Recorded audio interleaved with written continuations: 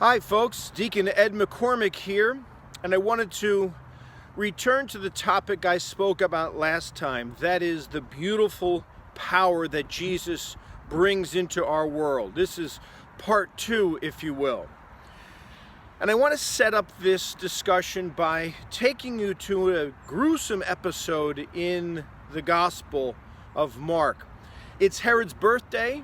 He has invited the wealthy landowners to come. He's invited military figures and politicians from Galilee. And his new wife, Herodias, has her daughter perform this beautiful dance that captivates Herod. And in the moment, and probably with some drink, he promises this girl half his kingdom. And she asks her mother what she should ask for, and the mother, who is furious with John the Baptist and has forced Herod to arrest him, asks for the head of John the Baptist on a platter, which she receives. It is a scene in which Herodias uses her power to upstage the powerful Herod. And what's interesting is that this entire scene begins with Herod actually acknowledging that Jesus of Nazareth is engaged in powerful actions. But the power that Jesus brings into the world is a new kind of power that these power-hungry people would not understand. But the entire New Testament testifies to Jesus as the powerful one. Just last Sunday, we saw him teaching with power. We saw him freeing a man from demons with power. He is the one who has been given all power on heaven and earth. Remember when the woman who was bleeding touched his cloak? And what did he say? Power had gone out of him. Jesus is someone who was filled with power, felt it, knew it, and it would go out of him. Now the people gathered at Herod's birthday party, these were power-hungry people who only paid attention, who only noticed other wealthy and powerful and beautiful people.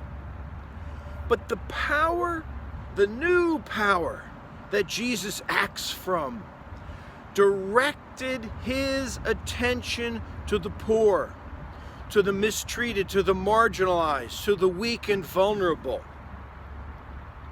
And I want you to notice that these power-hungry people, they always seem to crave more power and more wealth, and they did everything they could to hold on to it. In contrast, Jesus does the stunning thing of giving his power away.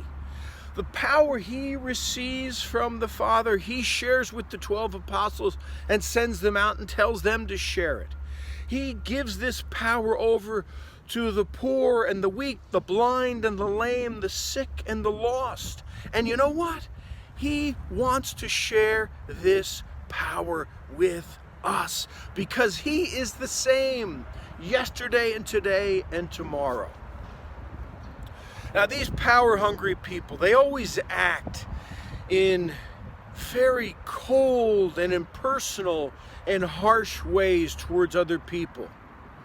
Jesus, on the other hand, and the power that he has, he brings a personal power to us. This isn't the force be with you. The new power that Jesus brings into the world is always personal. When he comes, he brings power. When his power comes to us, it is always his personal presence that comes with it.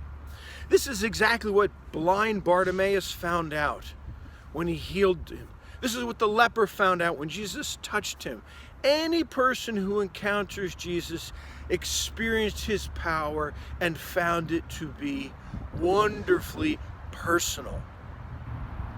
Now, Herodias shows us in this brutal, gruesome scene that when power-hungry people act, they often seek to dominate and control and manipulate, to crush and kill.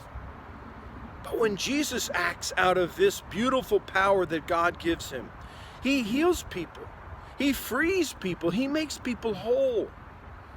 And my friends, if we can awaken, if our parish communities could awaken, if each of us could awaken to the power of Christ that is with us and that he keeps offering us, our lives would be different. Our spiritual lives would be different. We would be living out of Jesus' power. Now, perhaps you've had some experience of this power in your prayer or in your actions. Maybe you've said or done things that you know on your own you wouldn't have otherwise done that had been good for other people. But maybe you haven't had an experience of this power. Ask for it. Ask the Lord for it, because he wants to share it with you. It is a quiet and gentle power. You'll find it's an expansive and creative power, and an empowering one. Now there's one catch that comes when you receive this power. There's one catch, and Jesus asks us this. When he shares his power with us, when this beautiful power comes to us, we must share it with others. And when we do, we will know that we are participating in his life and power.